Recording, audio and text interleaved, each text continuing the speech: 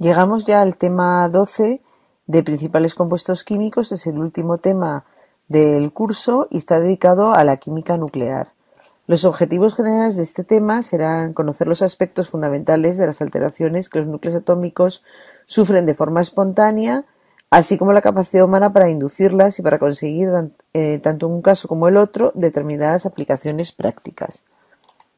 Los objetivos específicos serán diferenciar las reacciones nucleares de las reacciones químicas ordinarias, explicar la estabilidad del núcleo atómico, ajustar las ecuaciones correspondientes a las reacciones nucleares, reconocer los tipos más importantes de desintegración radiactiva y sus características fundamentales, diferenciar entre los procesos de fisión y fusión nuclear, valorar la alternativa nuclear como fuente de energía, justificar las aplicaciones más importantes de los isótopos radiactivos y valorar la capacidad humana de producir nuevos elementos mediante procesos radiactivos. Los conocimientos previos que necesitamos para estudiar este tema son la estructura atómica, los cambios de energía dentro de la estructura atómica y de los átomos, en los niveles energéticos y, por último, la cinética química. Comenzamos repasando la estructura general del átomo, que ya hemos visto en otras asignaturas de este grado. El núcleo atómico está compuesto, como sabemos, por el número de protones, que se representa por la letra Z, sin partículas subatómicas, el número de neutrones, que se representa por la letra N, y por último el número A o número másico, que es el número de protones y de neutrones en un núcleo, y el número, para que el átomo sea eléctricamente neutro, el número de neutrones y de electrones será el mismo. Y tanto las partículas protones y neutrones, como residen en el núcleo, se les denomina nucleones. Un isótopo también es un concepto que ya hemos visto anteriormente, es decir, son núcleos atómicos de un mismo elemento que tienen distinto número de neutrones. Por lo tanto, tienen igual número de protones, con lo cual sus propiedades químicas serán prácticamente las mismas, pero distintos número de neutrones, también su número másico será diferente. Núclido, nos referimos a los núclidos y lo haremos referencia en este tema. Es un tipo concreto de núcleo o de átomo de un determinado elemento y se suele emplear este término núclido o nucleido. Repasamos otra vez estos conceptos. El número atómico es el número de protones, que se representa por Z, el número de neutrones se representa por N, y tanto un tipo de partículas como uno como el otro se da el nombre de nucleones, plutones y neutrones. Número másico se representa por A y es el número total de protones y de neutrones. Los isótopos son núcleos atómicos de un mismo elemento con un distinto número de neutrones, por tanto tienen igual número atómico y sus propiedades químicas serán prácticamente las mismas, pero tendrán diferente número de neutrones y diferente número másico. Y un núclido es un tipo concreto de núcleo de un átomo o de un elemento determinado, y también se suele emplear el término nucleido en lugar del de núclido. Hemos dicho que neutrones, protones y electrones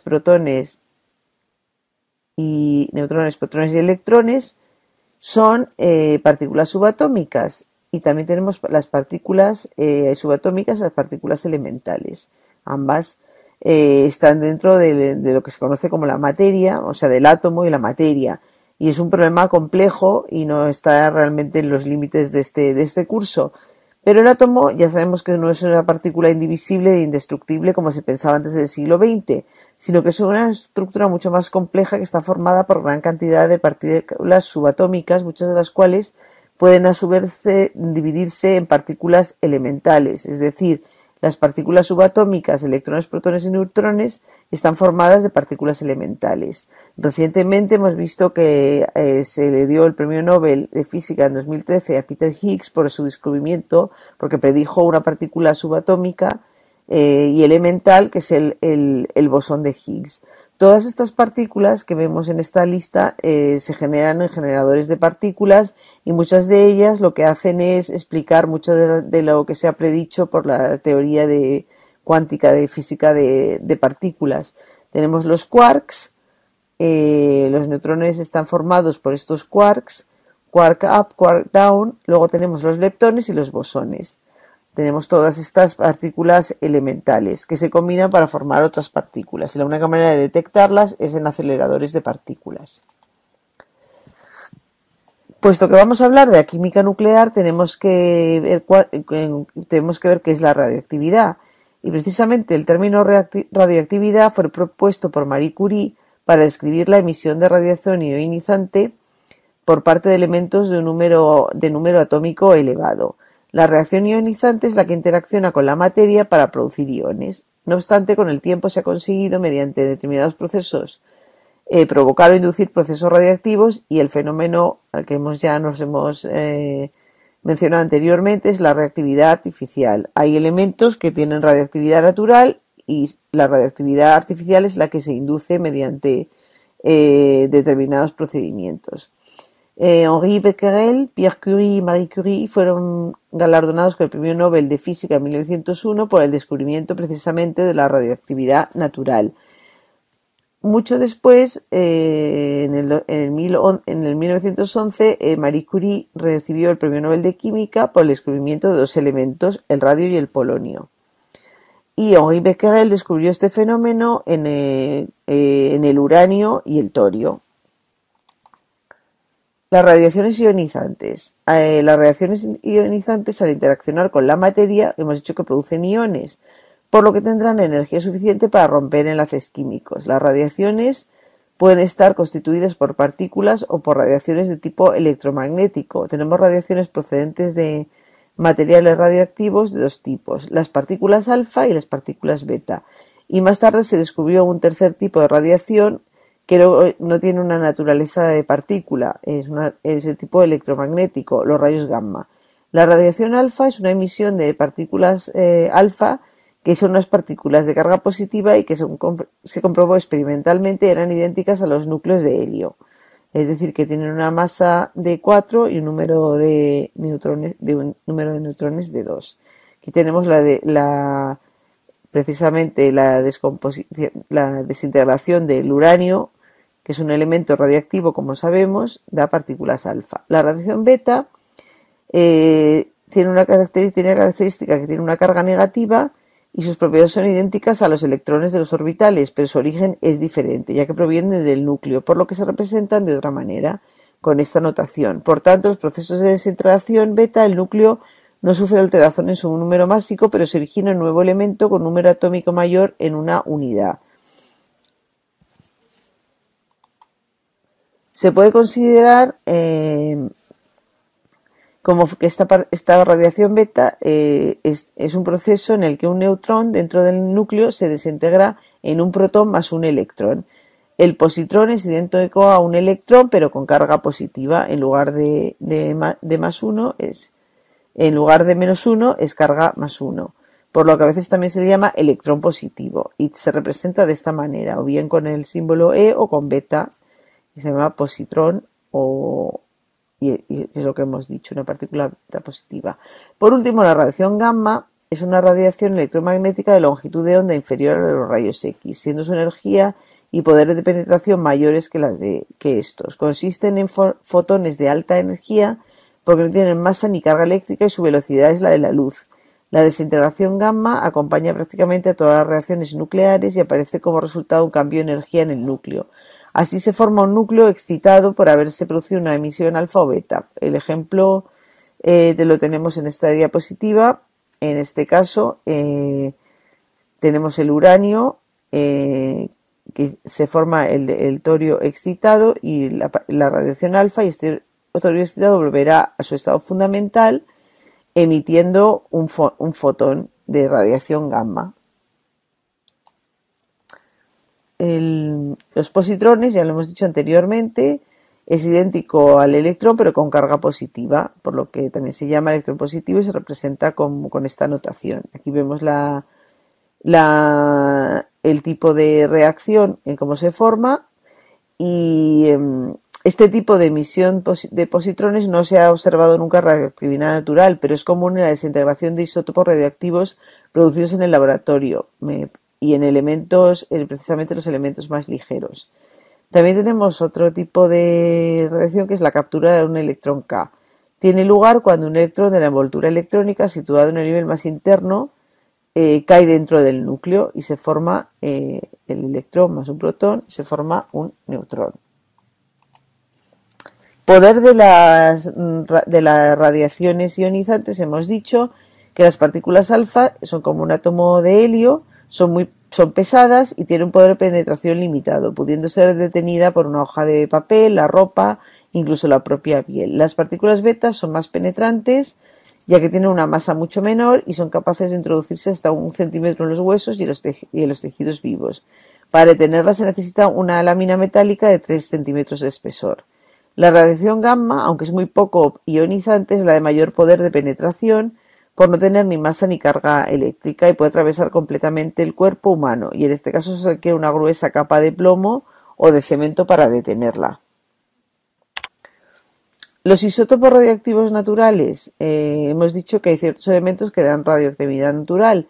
El término núclido se refiere al átomo caracterizado por la constitución de su núcleo, es decir, al número de protones y neutrones. En la tabla periódica, los núcleos con número atómico mayor de 83, es el bismuto, son radiactivos. Y también de número de atómico menor que el bismuto, el tecnecio y el prometio son también radiactivos. El uranio natural, que tiene un número atómico de 92, se desintegra para formar torio y partículas alfa. El torio también lo hace para dar protactinio y partículas beta. Y por último, este protactinio se irá decayendo para dar uranio 234 y más partículas beta hasta que pueda llegar por desintegración a dar un núcleo estable. Estas series de desintegración radiactiva de los elementos naturales son 3. La del uranio, la del actinio y la del torio. En estas 3 el producto final es un isótopo del plomo, pero es distinto en cada caso. Por ejemplo, la reacción del uranio 238 por emisión de una partícula alfa pasa al torio 234, que a su vez se desintegra protactinio 234 y produciendo una partícula beta, y en total 14 pasos se llega finalmente al isótopo estable plomo 206, como podemos ver en esta diapositiva. Vemos que llegamos al plomo 206 desde el 238. Ciertos núcleos poseen una estabilidad especial, concretamente los núcleos que contienen 2, 8, 20, 50, 82 y 126, bien de protones, bien de neutrones. Son más estables que las que no los tienen. Esto es lo que se conoce como números mágicos. Esto podría explicarse mediante la teoría anterior por el hecho de que algunos núcleos adquirirán una mayor estabilidad al estar completas las capas nucleares, lo que sería un caso similar al número de electrones asociado a la estabilidad de los gases nobles, es decir, 2, 10, 18, 36, 86 electrones. El estaño tiene 10 isótopos estables, mientras que el antimonio solo tiene 2. Los núcleos estables tienen un número par de protones y también número par de neutrones, y son mucho más abundantes que cuando uno de estos números o los dos son impares. Y aquí vemos lo que queremos decir con el número de protones par, el número de neutrones par, número de núcleos 157, par impar 52, impar impar 50, impar impar 5, los núcleos estables. La energía del enlace nuclear es la energía necesaria para romper un núcleo, sus protones y neutrones, o la energía que se desprendería al formarse el núcleo a partir de sus protones y neutrones. La energía de enlace por nucleón, que para los núcleos ligeros es muy pequeña, aumenta bruscamente hasta llegar a un valor máximo para los núclidos de números mágicos intermedios alrededor de 60, como son el hierro, el níquel y el cobalto. Y a partir de este valor comienza a decrecer muy suavemente, como podemos ver en la diapositiva. Los núcleos más pesados son energéticamente inestables respecto a los núcleos intermedios, por lo que tenderán a romperse, es decir, a fisionarse, para alcanzar valores de números mágicos más estables. Y ese es un proceso de fisión nuclear, que es la base de la bomba atómica y de los reactores de energía nuclear empleados en las centrales nucleares. Los núcleos más ligeros son también energéticamente inestables respecto a los núcleos intermedios, por lo que tenderán a unirse, fusionarse, para aumentar el número másico y alcanzar valores de números másicos más estables. Y estos son los procesos de fusión nuclear. Y en esta diapositiva podemos ver el número másico alrededor de 60. Los elementos que están antes de 60 tendrán tendencia a los procesos de fusión nuclear y a partir de 60 de fisión nuclear. Los núcleos estables se representan mediante un punto, dando lugar así a una franja de estabilidad en la que están situados. Según se puede observar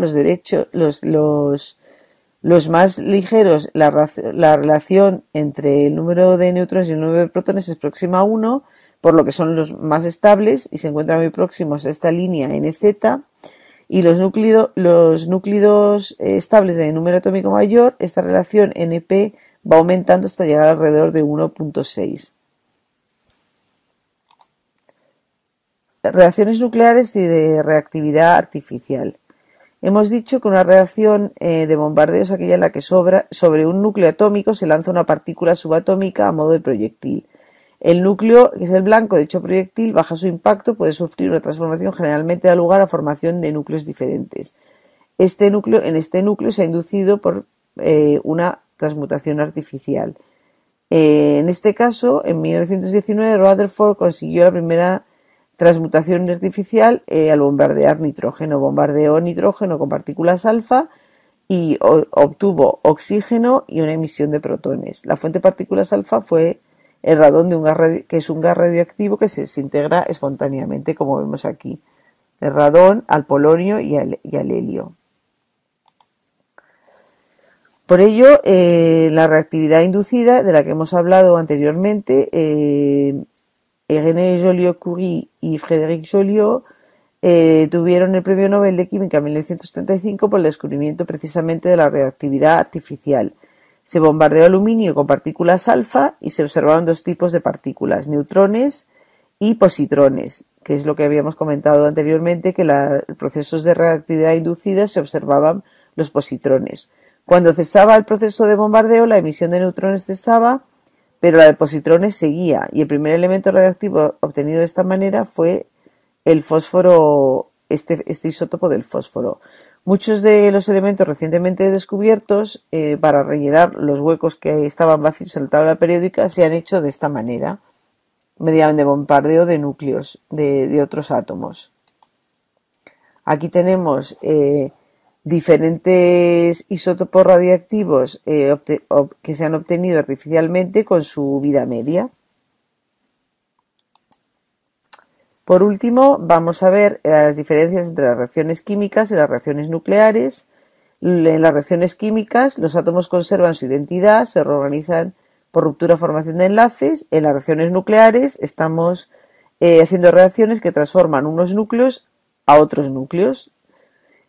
Solo los electrones de la envoltura electrónica participan en la reacción, en las reacciones químicas, como bien sabemos, formando enlaces covalentes, enlaces iónicos, pero en las reacciones nucleares pueden participar diversas partículas elementales, protones, neutrones, electrones, etc. Las reacciones químicas van acompañadas de absorción o liberación de cantidades de energía relativamente pequeñas. En las nucleares, estas cantidades de energía de absorción o liberación son muy grandes. Las reacciones químicas, su velocidad de reacción viene afectada por diferentes factores como la temperatura, la presión, los catalizadores. En cambio, en las reacciones nucleares, las velocidades de reacción no suelen ser afectadas por la temperatura, presión o los catalizadores. Veamos la energética de las reacciones nucleares. El cambio de energía asociado a un proceso nuclear, una reacción nuclear, viene dado por la ecuación de Einstein, que todos conocemos. En las reacciones químicas, la pérdida de masa es tan pequeña que se asume que la masa se conserva, pero en las reacciones nucleares hay una pérdida de masa. Si la masa experimental determinada por espectrometría de masa del helio es, por ejemplo, 4,0015 unidades de masa atómica, si el núcleo resulta la combinación de dos protones y dos neutrones, su masa sería esta cantidad, 4,0320 unidades, con lo cual ha habido una pérdida de masa. Y aquí tenemos este incremento de masa, es precisamente 0,0305 unidades. La energía se mide en julios, m es la masa en kilogramos, c es la velocidad de la luz en metros por segundo, y teniendo en cuenta que una unidad de masa atómica es 1 partido por el número de Avogadro, podemos aplicar el factor de conversión de una unidad de masa atómica a kilogramo. Y por otra parte, si sabemos cuántas unidades de masa atómica tenemos, y un julio, hemos dicho que es igual, y el julio es igual a un kilogramo por metro cuadrado, segundo menos 1, tenemos que aplicando esta ecuación, tendremos la siguiente, la pérdida también de energía, es decir, que aplicando la ecuación de Einstein sabemos cuál es la velocidad de la luz y la pérdida de masa, y tenemos la pérdida de energía. Y este valor es la energía de enlace nuclear. Por eso, si quisiera descomponer un núcleo en 2 protones y 2 neutrones, habría que comunicarle a este grupo, a este núcleo, este tipo de energía. La energía de enlace nuclear por nucleón indica la estabilidad relativa de los núcleos. No es más que el resultado de dividir la energía de enlace nuclear de cada núcleo por el número de nucleones que contenga, como vemos aquí. Vemos el número másico A y la energía de enlace nuclear. Y vemos hemos dicho, si empezamos desde el deuterio, el litio, berilio, el boro, el helio, y empezamos hasta el uranio 238, vemos que a medida que sube el número másico, la energía de enlace nuclear por núcleo va aumentando hasta que llegar casi a una meseta, esta relación. Energía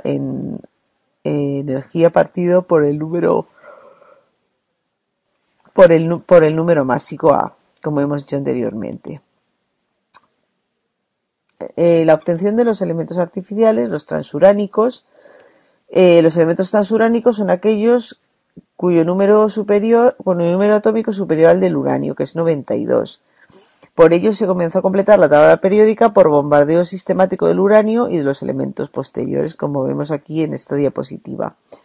Theodore Seaborg en 1944 propuso una modificación de la tabla periódica para ubicar precisamente estos elementos de la serie de los actinidos o actinoides fuera de la tabla principal y de los lantanoides o lantanoides, como vemos en la tabla.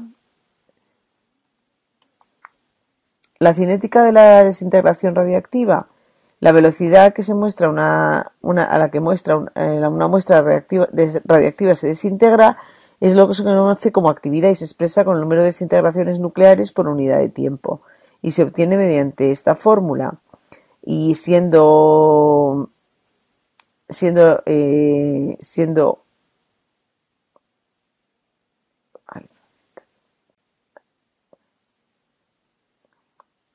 lambda la constante de desintegración.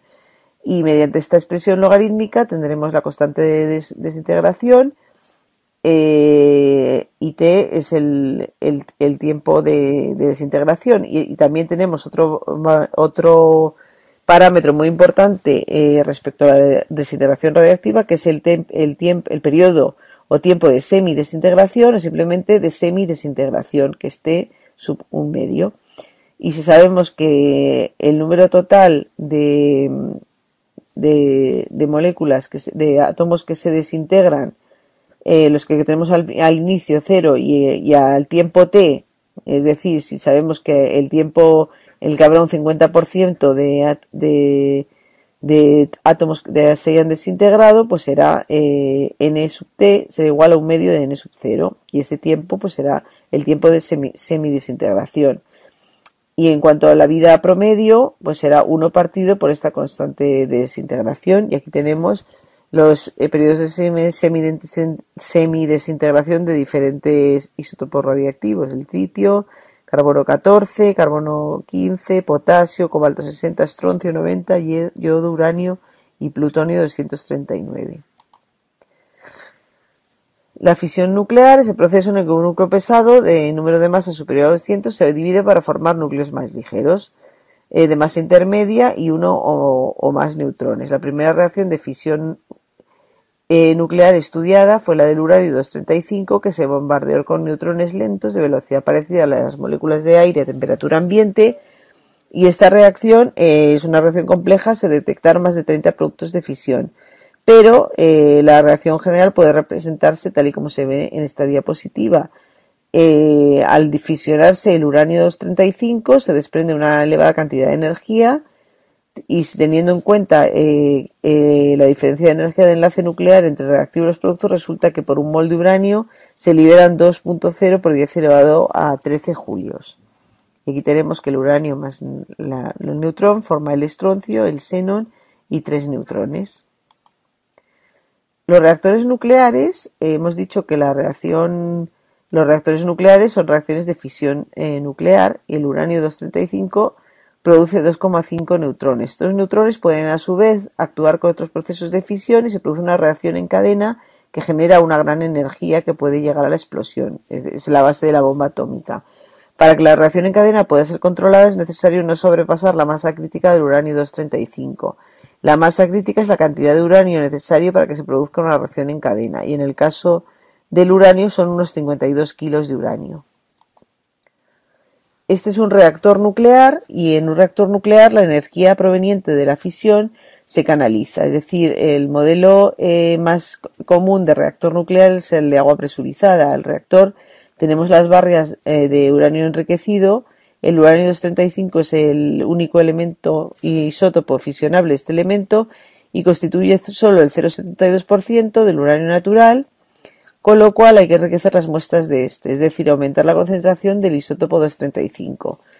Y estas barras se encuentran suspendidas en una cámara de agua a presión de 70 a 150 atmósferas, que cumple la misión de desacelerar los neutrones enfriándolos a su energía térmica normal y actuando como moderador. Es un medio de transferencia de calor.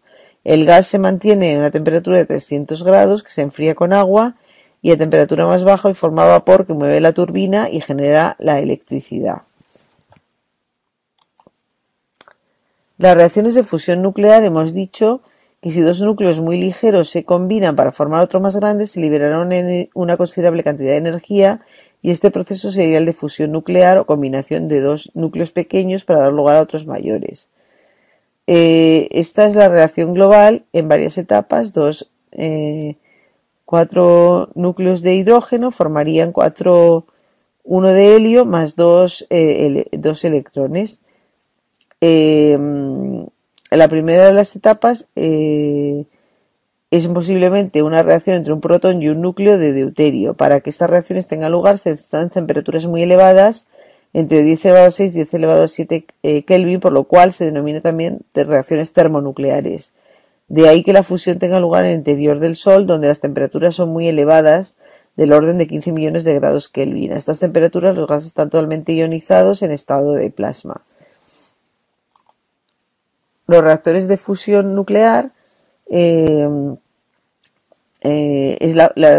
pueden también forman, por supuesto, una cantidad de energía, y este tipo de reacciones de fusión nuclear, la reacción que normalmente se lleva a cabo, que es la más viable, es la del deuterio y el tritio para formar el helio y neutrones. La fusión nuclear presenta algunas ventajas. El material de partida es el deuterio, es muy barato y es inagotable prácticamente.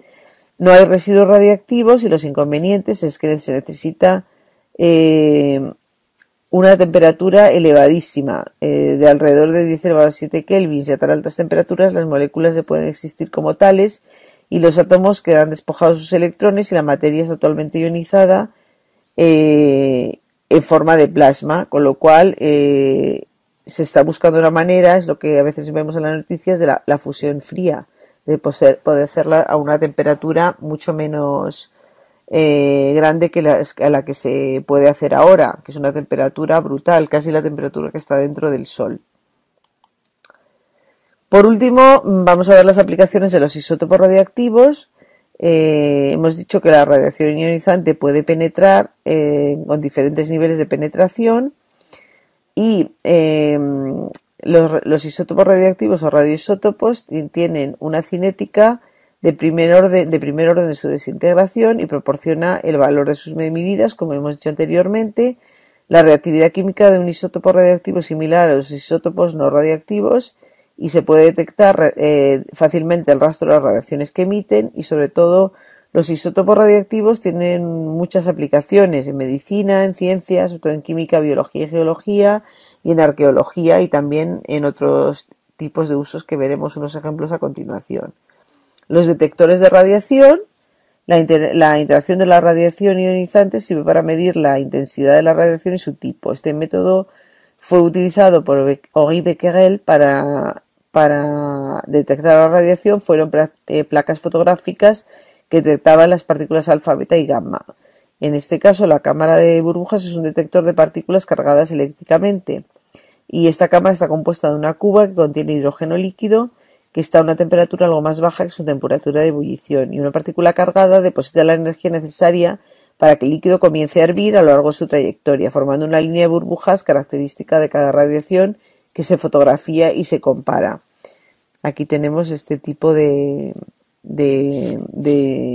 detector. También tenemos el famoso conectador Geiger-Müller, que es un cilindro catódico que tiene el ánodo a lo largo de su eje y ambos están sellados dentro de un cilindro relleno de gas. La radiación provoca la ionización del gas, formándose iones positivos y negativos que son atraídos por el cátodo y el ánodo y generan una corriente eléctrica, y el tubo vuelve a recargarse rápidamente para detectar el paso del próximo pulso de radiación.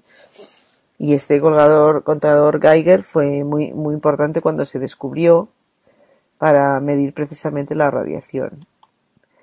La datación isotópica.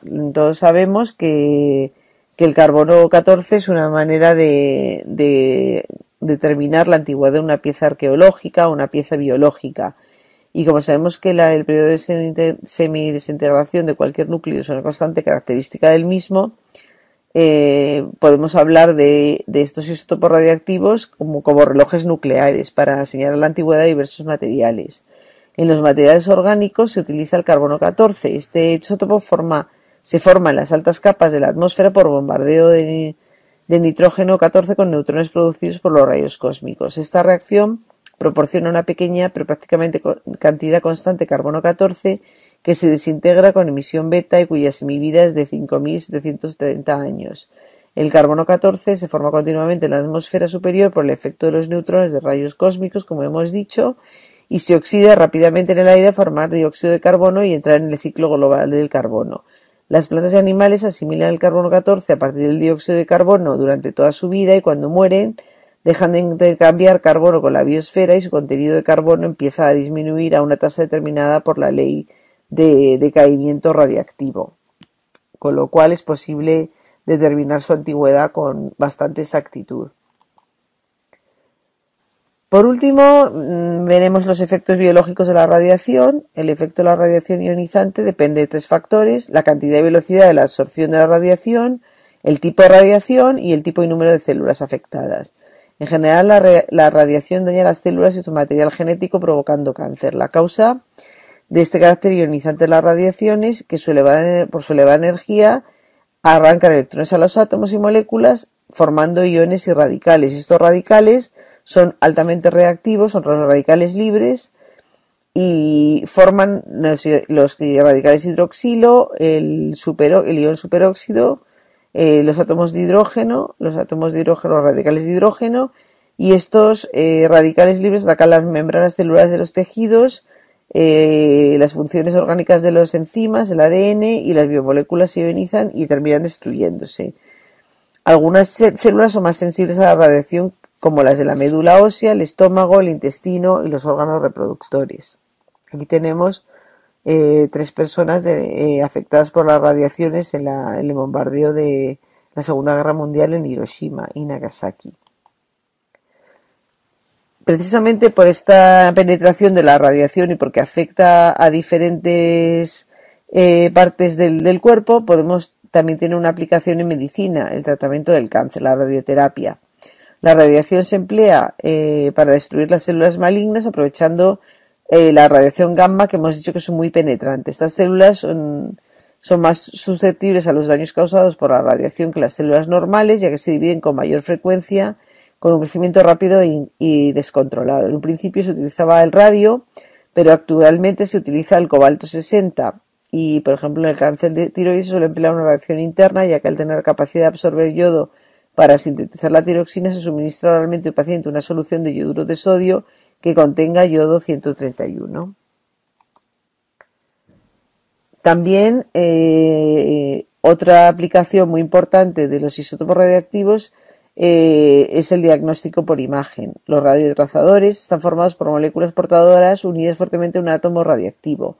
Estas moléculas portadoras varían enormemente dependiendo del propósito del escáner. Algunos trazadores emplean moléculas que interactúan con una proteína específica, con un azúcar en el cuerpo, en un determinado órgano del paciente, o también pueden emplear las propias células del paciente. Por ejemplo, para encontrar la fuente exacta del transgrado intestinal se puede radiomarcar una muestra de glóbulos rojos tomada del paciente, reinyectarla en la sangre y utilizar la tomografía computerizada por emisión de fotón único para seguir la ruta de la sangre del paciente. Cualquier acumulación de radioactividad en los intestinos informa a los doctores dónde está el problema. También la tomografía por emisión de positrones es empleada también para detectar ciertas enfermedades. Ya sabemos lo que son los positrones, que son electrones con carga positiva y pueden combinar con un electrón y reaccionan con los electrones en el cuerpo, y cuando estas dos partículas se combinan se aniquilan entre sí y se produce una aniquilación que cambia la imagen, es decir, que esta aniquilación produce una pequeña cantidad de energía en forma que dos fotones se disparan en direcciones opuestas, y los detectores del escáner de este tipo de tomografía miden estos fotones y usan esta información para crear imágenes de los órganos internos. Aquí podemos ver una tomografía de emisión de positrones en un enfermo de Alzheimer, en fase terminal, otro cuando tiene la enfermedad medio desarrollada y en un cerebro normal. El radón también es un gas radiactivo, como hemos dicho anteriormente, y es un gas inodoro e incoloro y se produce por desintegración del radio 226. Es muy radioactivo y se puede acumular en los cimientos de las casas y penetrar por el aire y por el agua. Con lo cual hay que siempre buscar estos medidores de radón para ver si tenemos radioactividad en nuestra casa, porque es una radioactividad, por así decirlo, latente, ya que el radón puede estar en la tierra y puede pasar a través del drenaje o las grietas en los cimientos de la casa a nuestra vivienda. Aquí tenemos el decaimiento del radón 222. Las unidades para medir la radioactividad, el Curie, que corresponde a 3.70 por 10 elevado a 10 desintegraciones nucleares por segundo, equivalente a 1 gramo de radio. Como el Curie es muy grande, se emplea normalmente el milicurie o incluso el microcurie, y estas unidades se siguen utilizando ampliamente, pero la unidad en el sistema internacional es el becquerel, que se define como una desintegración nuclear por segundo. Esta unidad no da idea de la cantidad de energía absorbida por un cuerpo, pero es un valor importante de efectos prácticos. También se ha definido el Gray, que es la dosis absorbida de radiación ionizante equivalente a 1 joule por kilogramo de sustancia. Y antes se utilizaba el rad. Entonces ahora se utiliza esta unidad, el Gray. De hecho, una dosis equivalente, el sievert, es esta cantidad Q por la dosis absorbida en grays. Y es la dosis de radiación equivalente, el sievert, dosis equivalente de radiación ionizante, si la radiación se absorbe en forma de fotones, es decir, radiación gamma, y un sievert equivale a 2 gray, y si se absorben protones, 5 a 10 gray se absorben neutrones y 20 gray si son partículas alfa. Así puede cuantificarse las dosis peligrosas de radiación para los seres vivos, es decir, un sievert es igual a un gray si tenemos radiación gamma, un sievert equivale a 2 gray si son protones, o de 5 a 10 gray si se absorben neutrones y 20 gray si son partículas alfa. Por último, terminamos ya con las competencias adquiridas y los conceptos aprendidos en este tema de la química nuclear. Pues hemos aprendido a escribir, completar y equilibrar ecuaciones nucleares, distinguir las reacciones alfa, beta y gamma, ver su poder de penetración y su efectividad biológica relativa, conocer el concepto de semivida de los materiales reactivos, calcular la energía liberada durante una reacción nuclear. Y esto es todo, es ya el último tema y con esto cerramos el curso de principales compuestos químicos.